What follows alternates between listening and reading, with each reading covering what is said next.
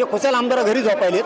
मतदानाच्या दिवशी मात्र आमच्या पाटलाचं मतदान लागतं, मराठ्यांचं मतदान लागतं गेला।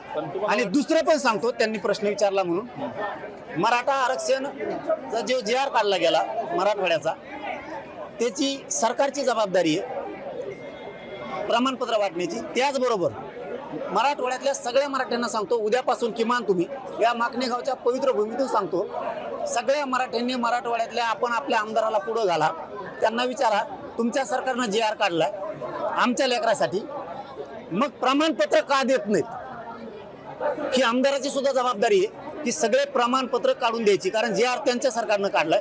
ते खुशाल आमदार घरी झोपायलेत। मतदानाच्या दिवशी मात्र आमच्या पाटलाचं मतदान लागतं, मराठ्यांचं मतदान लागतं। आज जर JR निघाला हैदराबादचा, तर आमदार का म्हणत नाही तहसीलदारला EDOला प्रमाणपत्र दे, JR आम्ही काढलाय, आमच्या सरकारनं काढलाय, गरीब मराठ्याला प्रमाणपत्र द्या मराठवाड्यातल्या।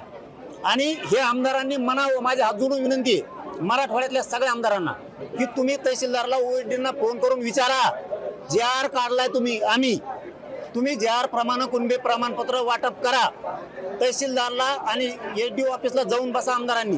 आणि जर नाही बसले ते आमदारांनी, तर सगळ्या मराठा समाजाने ज्या ज्या तालुक्यातल्या आपण आपल्या आमदाराला बोला, साहेब आमच्या लेकराला आरक्षण मिळण्यासाठी JR तुम्ही काढलाय, द्यायचं तेवढं सांगा प्रमाणपत्र। हे सुद्धा सुरू करणं गरजेचं आहे। जे आमदार मराठवाड्यातला पुढे येणार नाही त्याला आम्ही 2029ला पाडल्याशिवाय सोडणार नाही, ही विनंती। तुम्हीच निवडून या, पण प्रमाणपत्र पण मग काढू लागा आमदार। महाराष्ट्रातील सर्व बातम्यांचे विश्वासार्ह व्यासपीठ,